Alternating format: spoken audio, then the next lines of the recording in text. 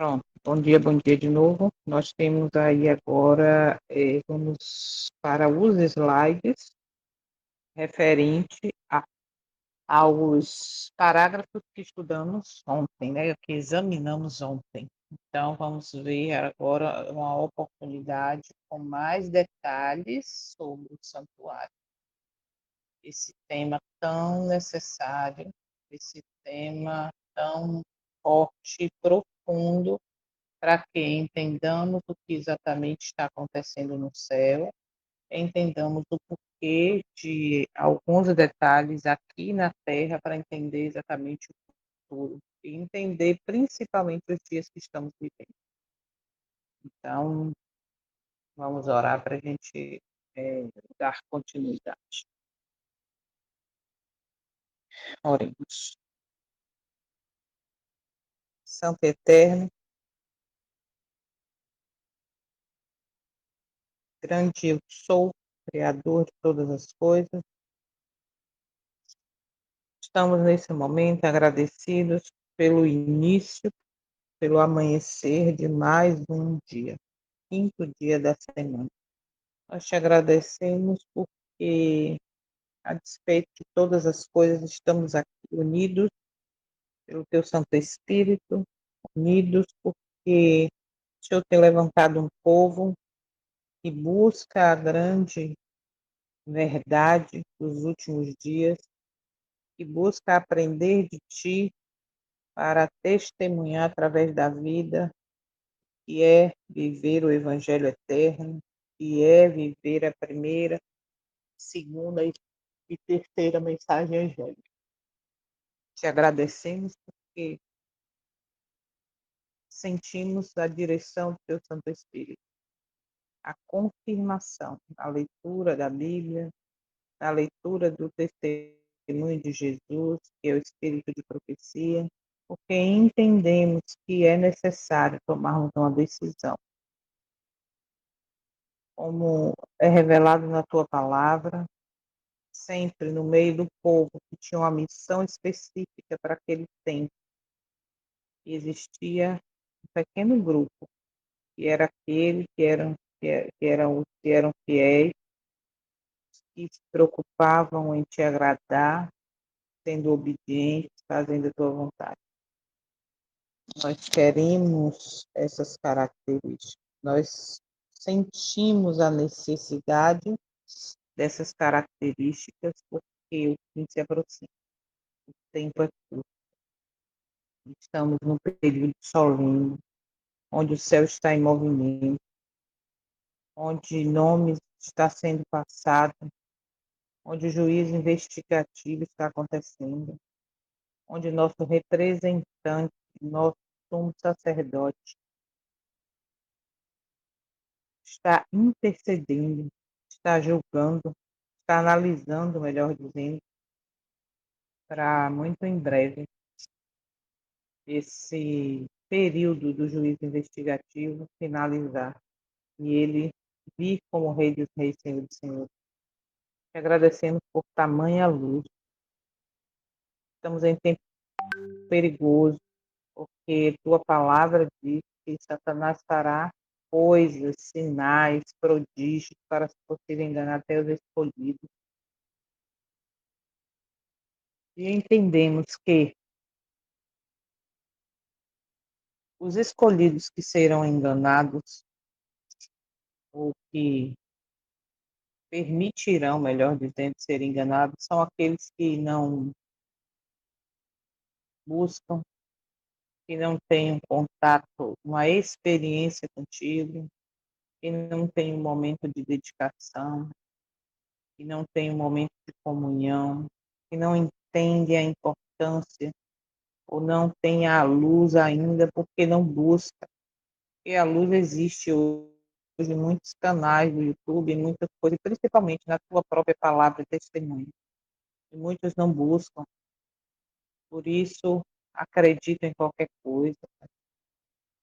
Tem uma fé coletiva baseada em comunidade, em igreja, em pessoas. Tem como exemplo não teu filho, mas líderes evangélicos E isso é muito grave.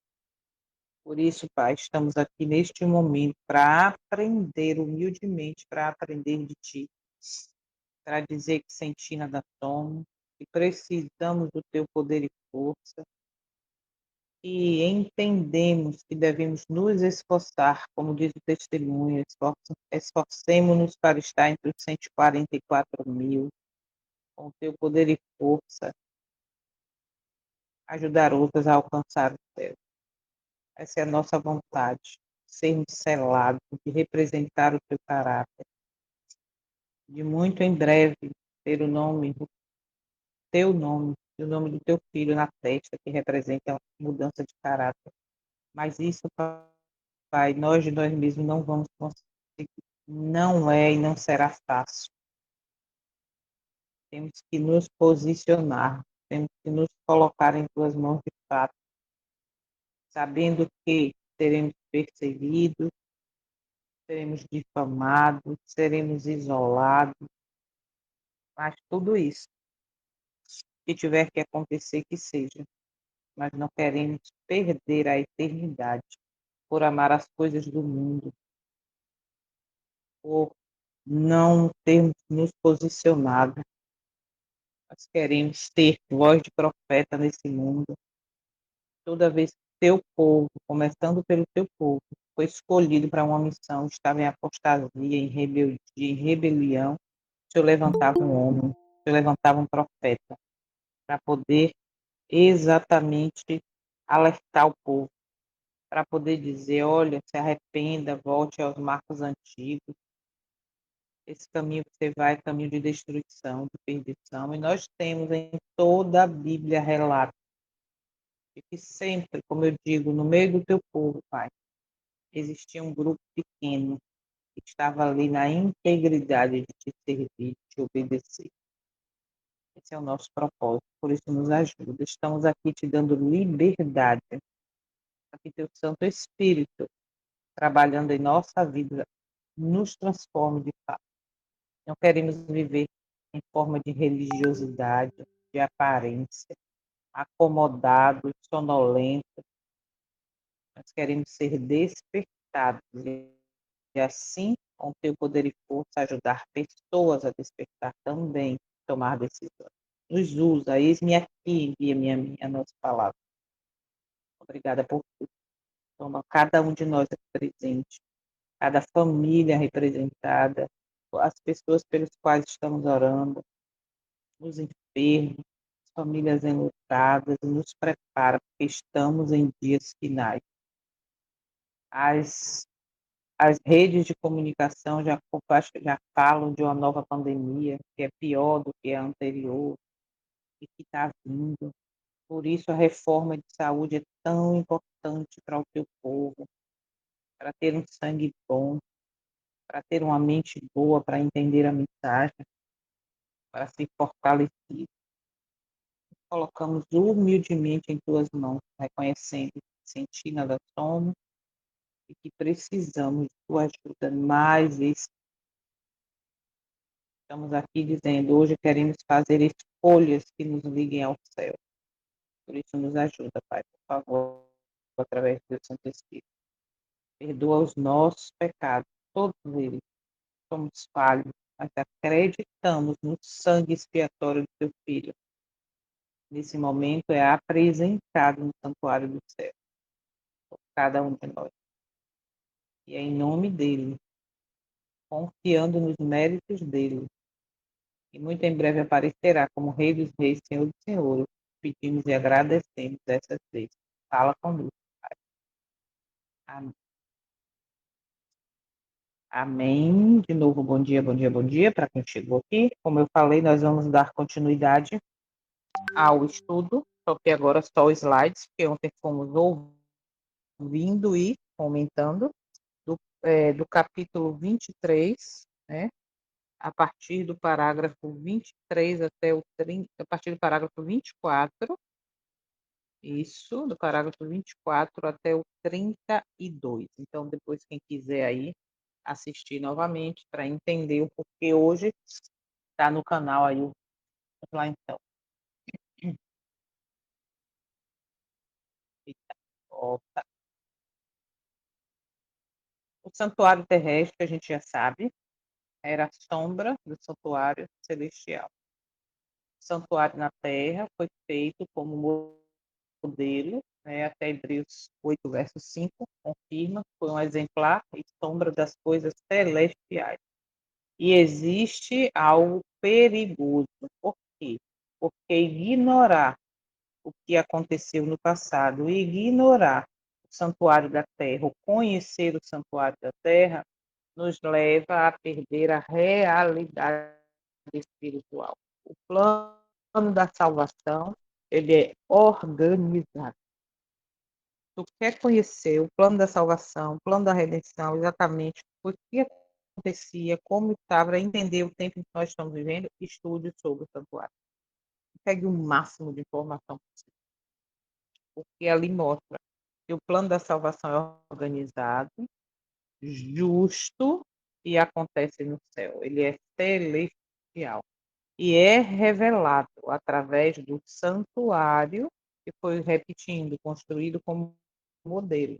Não é um plano humano, ok? Então é importante conhecer sobre o santuário da Terra para entendermos o ponto e onde nós estamos aqui agora em relação ao santuário do céu. Existe, como a gente sabe, uma necessidade, existia no passado, que era o dia da expiação, uma necessidade de purificação.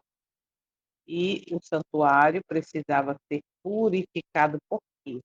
Porque durante um ano todo, simbolicamente, né, o tempo em que nós estamos vivendo, o período da história da Terra, melhor dizendo, então, durante esse período, o que acontecia? Os pecados eram acumulados. Mas que pecados? Daquele pecador que se arrependia. Então, no dia da expiação, existia essa purificação do santuário.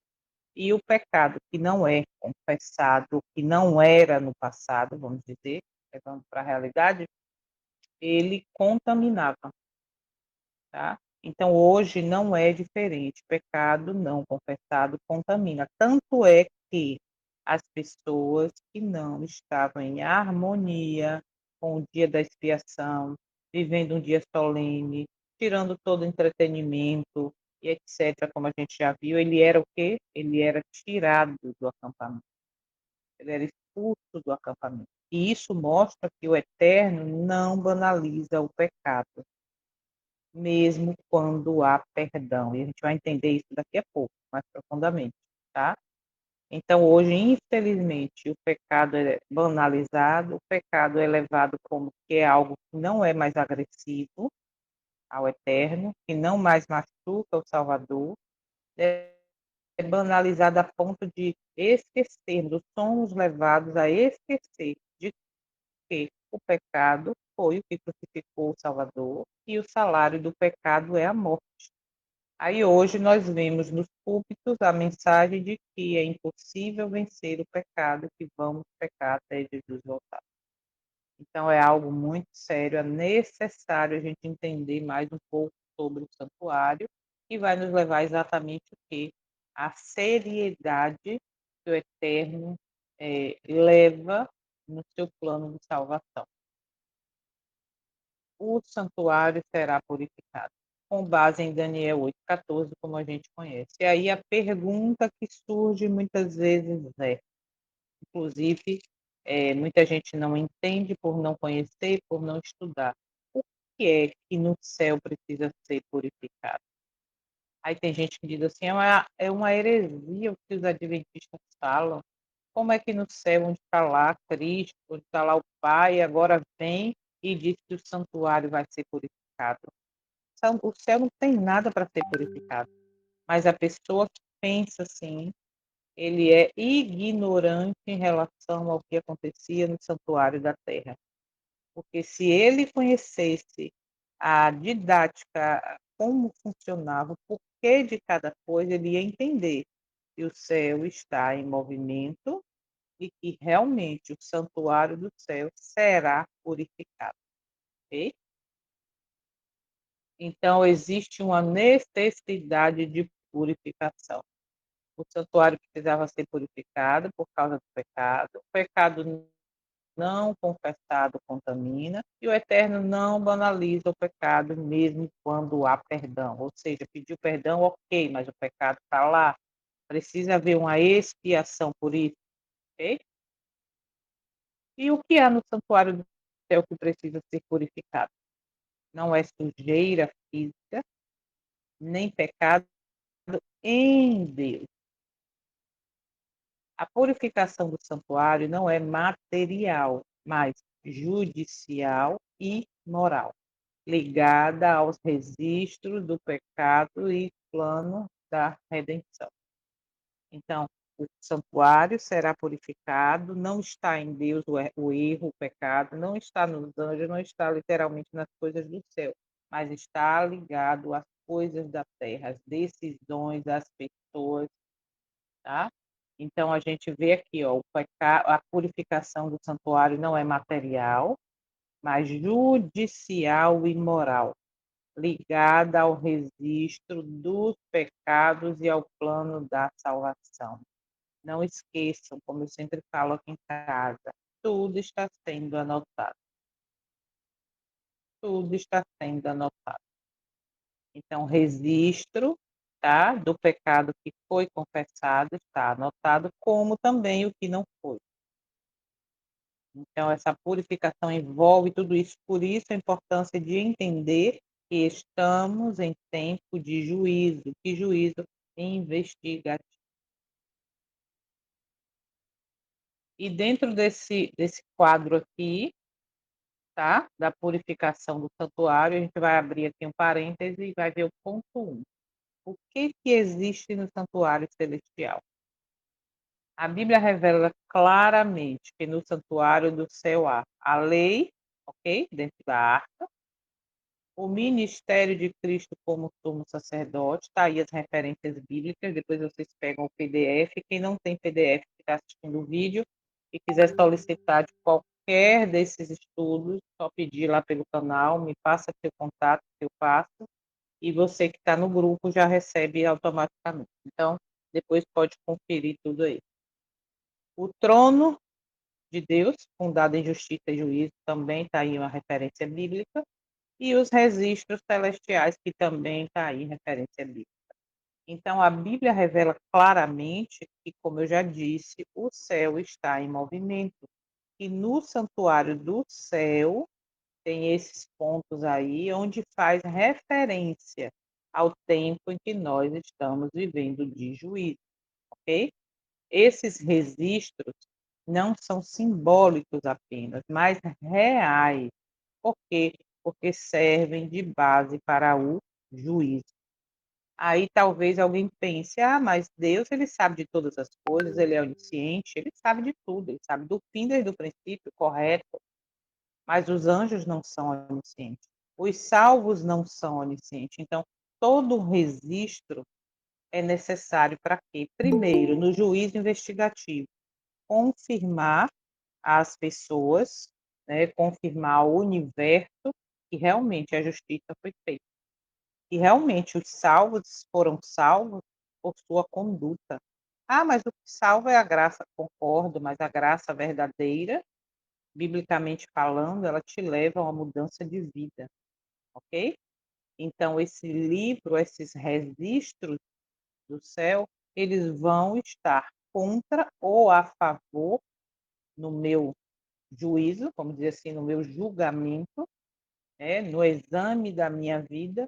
Por quê? Porque ali está escrito as minhas decisões, os pecados confessados, os não confessados. Então, eles podem ser usados a meu favor, como também contra. Mas para quê? Para revelar a justiça divina. Ok?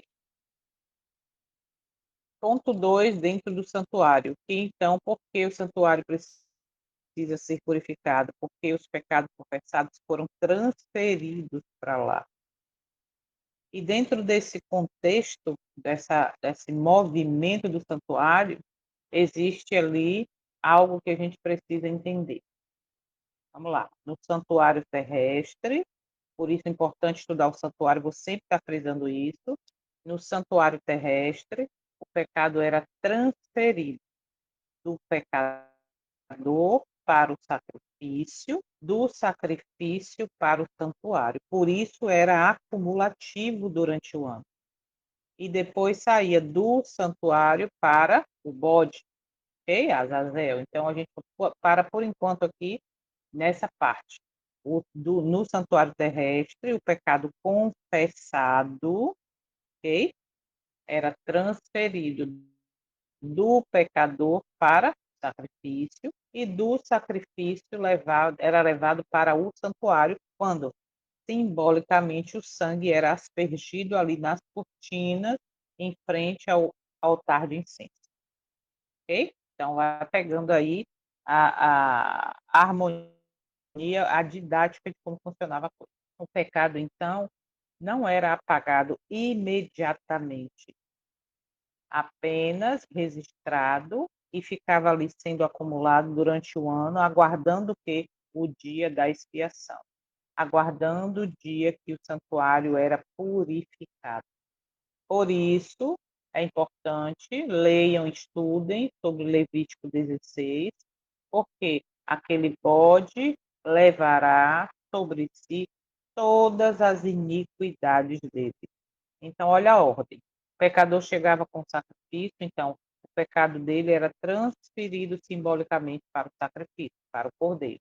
Automaticamente, do sacrifício, agora passava para o santuário.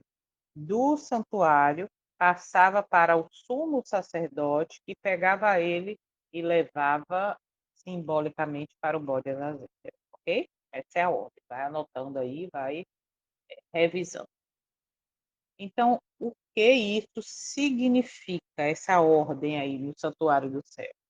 Significa que no ministério real de Cristo, quando confessamos, o pecado é perdoado, porém registrado. Daí a referência também, que vocês podem ler depois, para a gente ganhar tempo, ok? Mas não deixe de conferir tudo, todas as referências bíblicas que estão em harmonia aí com o que a gente está falando.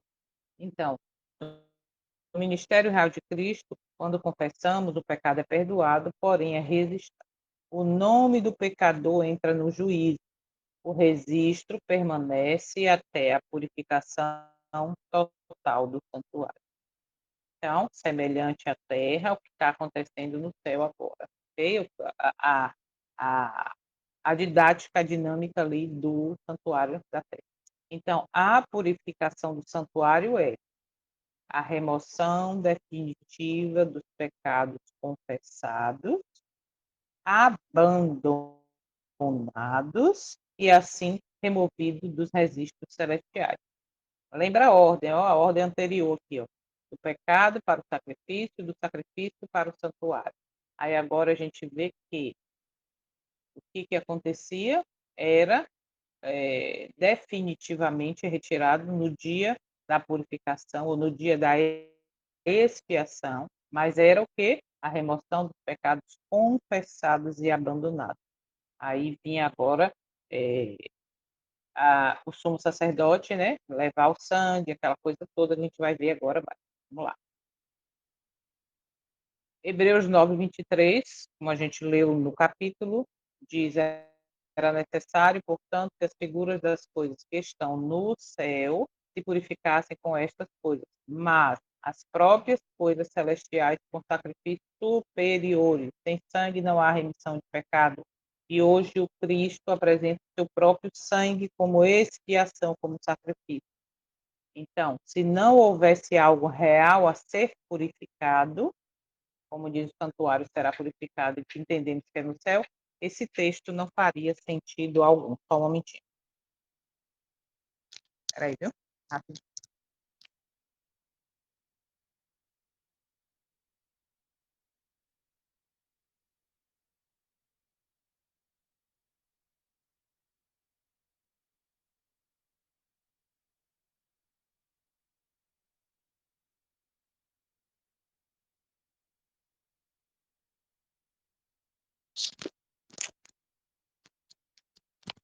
Pronto, voltei. Então, vamos continuar na sequência. para a gente ir entendendo mais profundamente. Então, o texto mostra claramente que algo, sim, precisa ser purificado. Isso está no Novo Testamento. Então, quem nunca viu, no Novo Testamento agora estamos sobre a graça, o véu foi rasgado, não precisa mais nada. Estudo Hebreus. Estudo Hebreus. E Apocalipse também é bem claro que existe santuário no céu. Então, o que exatamente é purificado? Não é Deus, o eterno, não é o céu, não é os anjos, ou não são os anjos, nem a lei. O que é purificado? O registro dos pecados confessados, professados. Olha só, o registro dos pecados dos que professaram fé em Cristo. O caso de cada pessoa diante do juízo. A relação legal entre a lei e o pecador arrependido. Jamais esqueçam. A lei dentro da arca, que existe no céu, é a lei eterna. O pecador arrependido, ele entende o seu pecado, confessa e deixa, tá? Então, não é porque não existe nada no céu, precisa ser purificado, o céu é perfeito. Olha aí o que é que existe no céu. O que é que precisa ser purificado no santuário celestial? Okay? E quando é que isso acontece? Daniel responde, até 2.300 tardes e manhãs, e o santuário será purificado.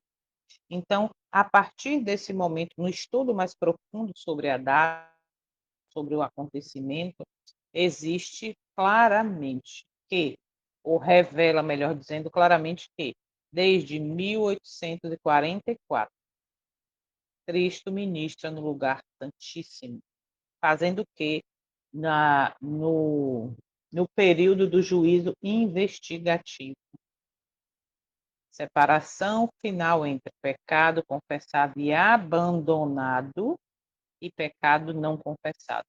Por que pecado confessado e abandonado?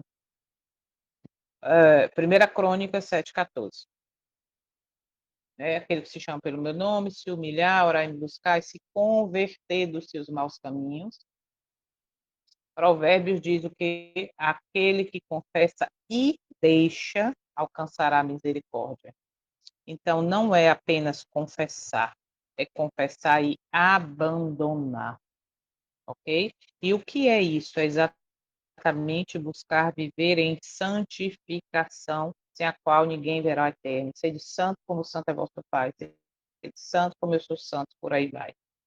Então, esse juízo investigativo que acontece, assim acreditamos, com base bíblica, de que acontece desde 22 de outubro de 1844, esse juízo investigativo é exatamente isso, é fazer uma separação entre aquele que confessou o pecado e abandonou, verdadeiramente se arrependendo, como aquele pecado que não foi abandonado. Misericórdia. E o que isso significa para nós hoje? Que estamos vivendo em dia de expiação antítipo.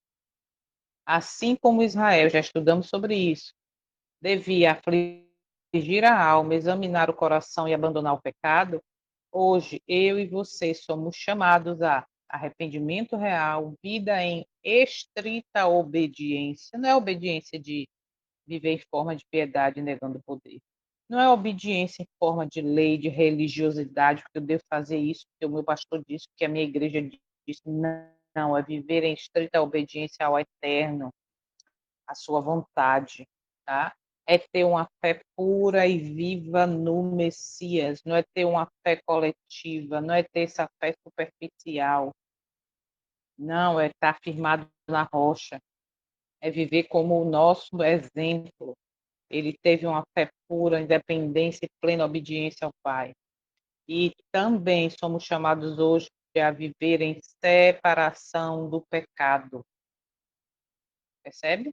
Viver separação do pecado, não da mensagem verdadeira. E, infelizmente, o mundo evangélico, religioso, institucional, todos eles não está sabendo fazer isso aqui, ó. Ensinar que devemos nos separar do pecado. Pelo contrário, somos levados hoje a nos separar da mensagem verdadeira, da verdade presente, de entender o que significa adorar aquele que fez o céu, a terra, uma plena reforma, percebe? De entender que é tempo de juízo, de conhecer o que é o vinho de Babilônia e permitir que isso não, ou melhor, e decidir que isso não faz parte mais da minha vida. Então, hoje somos chamados a arrependimento real, vida em obediência, fé pura e viva em Cristo e separação do pecado, não da mensagem verdadeira. O santuário do céu é purificado porque ali estão registrados os pecados do povo de Deus. E a purificação é o ato final de removê-los para sempre. Ok? Então, ponto 3 do tema geral. Sem derramamento de sangue não há remissão. A vida está no sangue, como nós lemos em Levítico, Hebreus. Não existe salvação sem sacrifício. O que diz lá? Sem derramamento de sangue não há remissão de pecado. A cruz continua central. Não há cristianismo sem Cristo crucificado. Isso aqui é muito profundo. Por quê? Porque hoje existe até a Semana Santa, é assim? Fala ali do Cristo crucificado, mas esquece de dizer, de mostrar, de lembrar que o que crucificou o Cristo não foi aquele povo lá passado, não foi aquele povo que escolheu Barrabás, foi o meu pecado e o seu. E isso me faz deixar o pecado uma coisa banal, uma coisa leve, percebe? Não mais. Para que confessar? Para que arrependimento? Lembra que eu já falei algumas vezes de que hoje, vou repetir, no mundo evangélico, no mundo cristão, no que deveria ser verdadeiramente protestante, porque não existe mais protesto, hoje todos estão de mãos dadas, não existe mais nesse meio o, a apresentação do significado real do que é o pecado, o que o pecado faz. E aí há hoje o cristianismo, até com o Cristo crucificado, porém, sem o verdadeiro significado do que fez aquilo com ele. Isso é muito triste, né? Porque sem derramamento de sangue não há remissão de pecado, tem que ter arrependimento, tem que ter o sacrifício. E hoje, como eu ia falando, existe uma falta de ordem no santuário. Por quê? Porque qual era o primeiro móvel do santuário? O altar de sacrifício. Hoje, se pula essa parte, já vai direto para o batismo, que simboliza ali também a pia. Então, tem que ter remissão, tem que ter dor, tem que ter sofrimento, no sentido de que isso fere o meu Salvador. Ok? Tá aí uma simbologia, né, do Cordeiro inocente com o Cristo crucificado.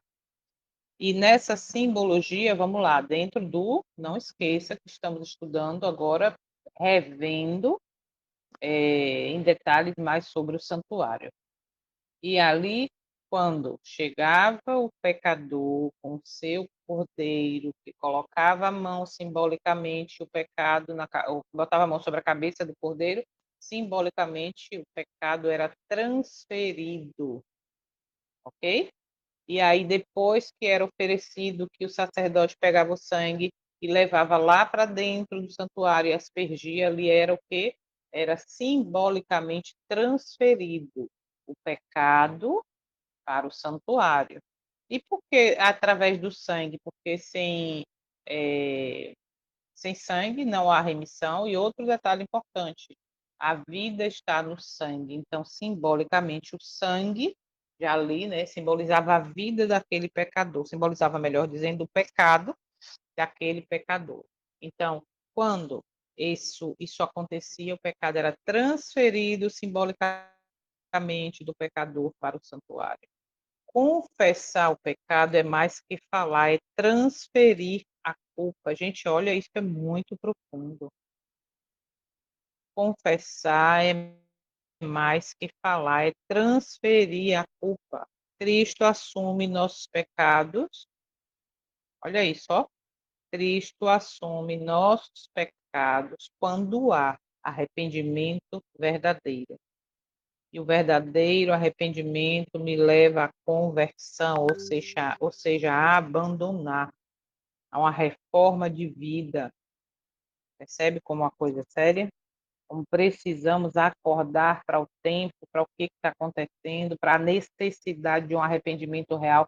Por isso, viver como o dia da expiação antítipo. Ministério diário no lugar santo. Isso representa o quê? Uma intercessão contínua. Negligenciar a oração diária enfraquece a fé.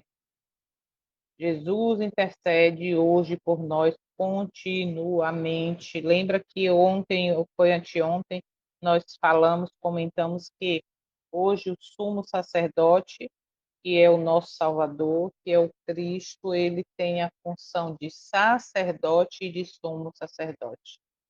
Ele intercede por nós como sacerdote, também como sumo sacerdote, mas ele oferece e mostra ali o seu sangue derramado como expiação pelo meu e pelo seu pecado, confessado e abandonado. Então, hoje o céu está em movimento. Existe o ministério como existia no passado, lembra? Que uma vez, ou que todos os dias, de manhã e à tarde, o sacerdote fazia, oferecia sacrifício, independente do pecador chegar ali ou não, mas o sacerdote oferecia o sacrifício e intercedia pelo povo, pelo povo de Deus ali, o Israel. E também, uma vez por ano, existia a atividade, o dia da expiação no lugar santíssimo. E esse dia observa esses detalhes, viu? Esse dia da expiação encerrava o ciclo anual. Há um tempo de juízo e encerramento. Vivemos no tempo solene do juízo celestial. Agora observe a ligação e a importância de entender o santuário da terra. O dia da expiação no santuário da terra encerrava o ciclo anual, ou seja, acabava o ano, vamos dizer assim, e ali agora existia o preparo do sumo sacerdote, e aí ele, naquele preparo, ele ia nesse dia, entrava no lugar santíssimo, oferecia o sangue ali, e depois com esses pecados que ele transferia para ele vinha e colocava agora simbolicamente sobre o bode Azazel que ia ser levado para o deserto. Então se encerrava. Agora observa, esse tempo está chegando também no santuário celestial. Vai chegar um tempo em que o sumo sacerdote oficial, né, do santuário celestial, também vai deixar o lugar santíssimo, vai encerrar o seu ciclo anual. Lembra disso, tá? E o dia da expiação era um dia único, uma vez por ano, com solenidade máxima, ou seja, observa, quando você estuda, como a gente já tem um estudo sobre isso, no sábado e domingo passado, nós entendemos que existia uma plena reverência. E quem não vivia nessa reverência, quem não estava dentro da harmonia com o dia da expiação, de humildade, de humilhação, de confissão de pecado, o que acontecia? Era expulso do santuário.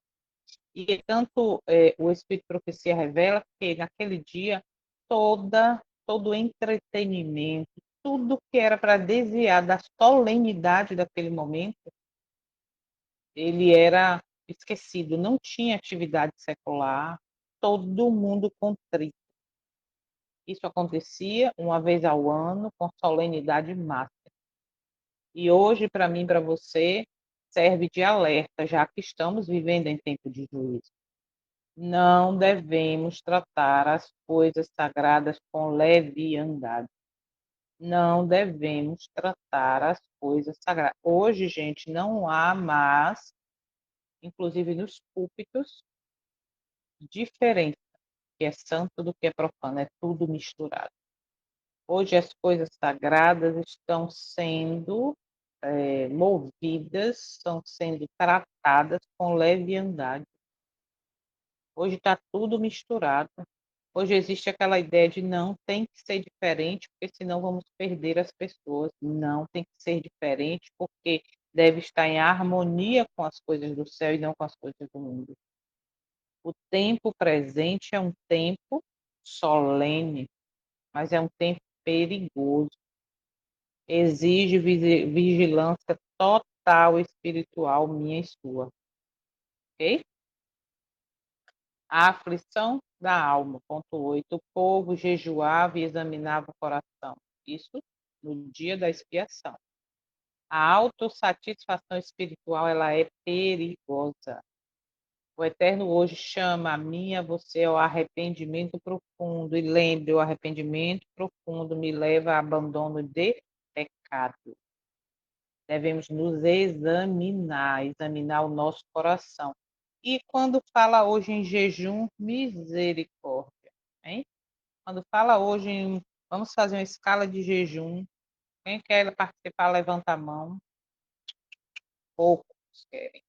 Isso fazia parte de quê? Do dia da expiação, a solenidade do dia da expiação. Nós vimos que no dia da expiação, dentro aqui dos parágrafos que estudamos, falou, né, dos dois bodes. E os dois bodes, eles tinham papéis distintos. Um era para o Senhor, que era sacrificado, e o outro saía vivo dessa história. E confundir esses símbolos distorce totalmente o plano da salvação, o plano da redenção. Por quê? Porque nem todo personagem no Santuário da Terra, naquele ritual, representava a Cristo. Isso é importante a gente entender. A didática, a pedagogia do Santuário da Terra, de como funcionava, é tão perfeito que mostra a história total do plano da redenção e mostra ali também o inimigo e mostra ali também o fim dele. Então, nem todo personagem ali representava a Cristo. Por isso, vamos entender sobre esses dois bodes. O bode do Senhor era morto pelo pecado do povo. Só o Cristo pode expiar pecado. Então, esse bode simbolizava Cristo. Ah, mas e por que um bode? Não era um cordeiro que simbolizava Cristo? Isso a gente vai ver provavelmente amanhã, se não der tempo hoje, de terminar todos os slides. Ok? Então, a lição é, dentro da atividade do santuário, né, existia, sim, tudo que apontava para o Cristo, mas também existia a parte daquele que é o originador do pecado. E lembre sempre que Jesus é o único sacrifício eficaz. Então, quando se fala de sacrifício, aponta para Cristo. O bode, que não era do Senhor, ele não era morto, ele não derramava sangue, okay? Ele não servia e não fez nunca expiação pelo pecado de ninguém, que é exatamente o bode emissário, o chamado Azazel, ok? Ele levava os pecados já perdoados para o deserto. Satanás não é salvador nem substituto. E quando isso acontecia, o pecado era finalmente atribuído a alguém que não derramou sangue, que era o bode Azazel. E nesse sentido, a lição para nós hoje é que o pecado será finalmente atribuído ao seu autor. Quando isso vai acontecer? Quando o Messias aparecer nas nuvens dos céus, resgatar os que já são seus, e aí Satanás vai ficar na terra durante 1000 anos. Então, olha, vou repetir, vocês vão sempre estar ouvindo isso relacionado ao santuário. Olha como é importante conhecer o que acontecia no santuário da terra para entender o que está acontecendo hoje e o que vai acontecer no futuro em relação ao santuário do céu, ok? Então, só relembrando, o pecado era transferido para o animal, para o sangue. Aí o sangue era levado para dentro do santuário, que era aspergido na cortina, e ali ele era acumulado durante um ano. Aí depois vinha o dia da expiação, que era um dia solene, uma vez por ano, onde o sumo sacerdote passava pelo lugar santo, passava pelo lugar santíssimo, e no lugar santíssimo ele agora oferecia de novo o sangue que foi ali do animal, por expiação por todos esses pecados e imundícia do povo de Israel, né? Assim que fala a Bíblia. E aí, simbolicamente, agora ele recebia esses pecados, e ao sair do lugar santíssimo, ao se retirar do santuário, ele vinha agora para o lado de fora, e na cabeça desse bode Azazel, ele simbolicamente passava todos esses pecados, e esse bode era levado para o deserto. Que perfeição para entender o plano da redenção. Então, a base bíblica está em Levítico 16, 21, que diz: enviará o bode ao deserto pela mão de um homem designado para isso. Uau! E agora esse homem? Já vimos também quem estava aqui ontem, quem não estava, assista o vídeo, que na própria Bíblia Legado fala que esse homem designado representa os santos dos últimos dias. Então, a Bíblia não descreve esse homem de forma casual. O silêncio do texto, somado às exigências cerimoniais, revela características espirituais importantes desse homem designado. Porque não era qualquer um. Isso, para que ele fizesse isso num dia tão solene, exigia um preparo dele. Ok? E está aí a representação desse homem, né, levando esse bode, puxando, está aí o bode, e não derramava sangue, ou seja, ele não era expiação pelo pecado de ninguém, mas ele agora era lançado no deserto para morrer ali a sua própria sorte. De que sentido? E ele não voltava mais para perto do acampamento, tá? Ele simbolizava exatamente o autor do pecado, que era separado do acampamento, que era separado do povo que pediu perdão, que se arrependeu, e simbolicamente esse bode Azazel aponta para Satanás exatamente no período do milênio, onde ele vai ficar na Terra. Então, olha, até aqui eu vou parar aqui, porque em 6 minutos não vai dar para a gente terminar, porque a gente não quer fazer corrido por fazer, vamos terminar logo. Não, a gente quer sair desse momento, ou de cada momento de estudo, com o significado, né, com a essência que a gente possa meditar na nossa vida diária. Então, até aqui a gente viu partes importantes do que acontecia no santuário, para a gente entrar amanhã no significado mais profundo sobre esse homem, o que acontecia e mais outras coisas, ainda referente ao parágrafo 24 ao 32. Então, que possamos meditar na profundidade de que o céu está em movimento. Esse movimento hoje está em plena harmonia com o que acontecia no dia da expiação.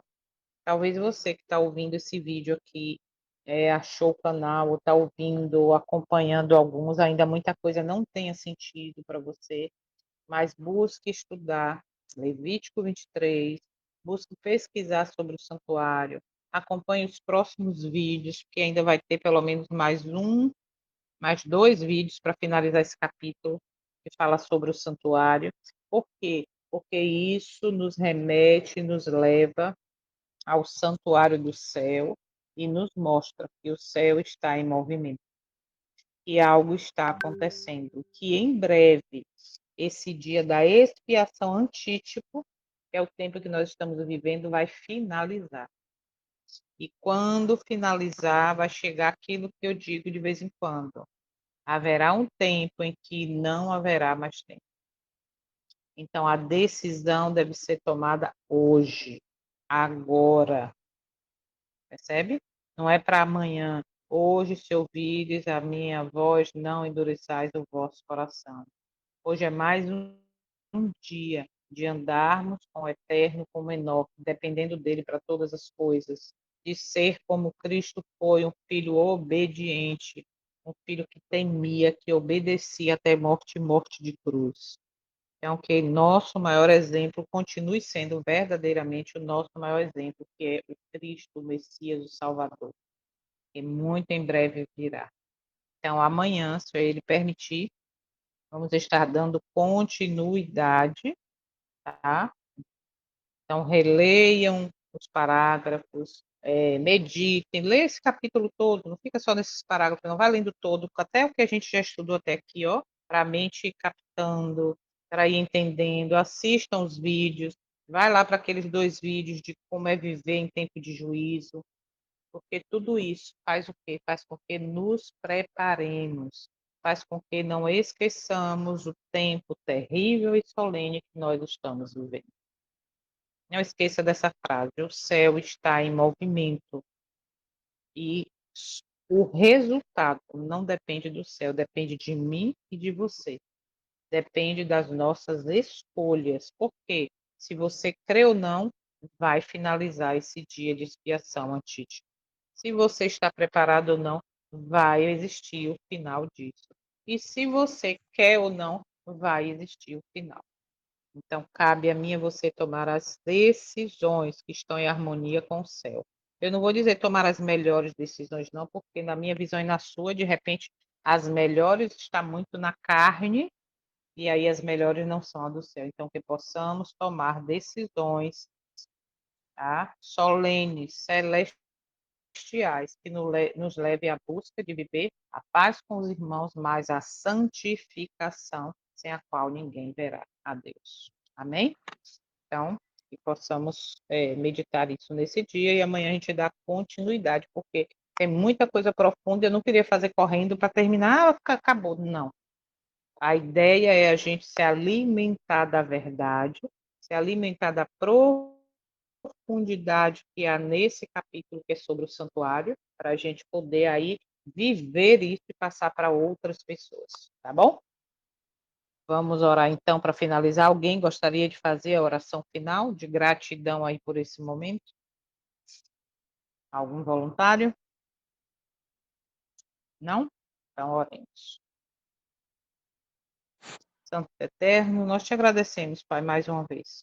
Te agradecemos por esse tempo que nós estamos passando, conhecendo o teu caráter através desse estudo. Fala conosco durante esse dia, nos lembra que tudo está sendo anotado, que o céu está em movimento, e tudo para salvar pessoas. Nós estamos aqui confessando os nossos pecados, reconhecendo nossas falhas e pedindo força e atuação do teu Santo Espírito para abandoná-los e assim viver o caminho da santificação. Obrigada pelo teu amor revelado através dessa dinâmica do santuário, de tudo que acontecia no santuário da terra, e entendemos que o céu está em movimento, e em movimento para salvar. Por isso, nos ajuda a fazer escolhas que nos levem à vida eterna. Nossos pecados, em nome do teu Filho, nosso Salvador, que derramou seu sangue por cada um de nós. Obrigada, Pai. Em nome dele. Amém. Amém. Alguém abriu o microfone, quer falar alguma coisa? Carmen, quer abrir o microfone? Quer falar, querida? Não, abri por acaso. Bom dia. Bom dia. Deus abençoe, então. Até amanhã.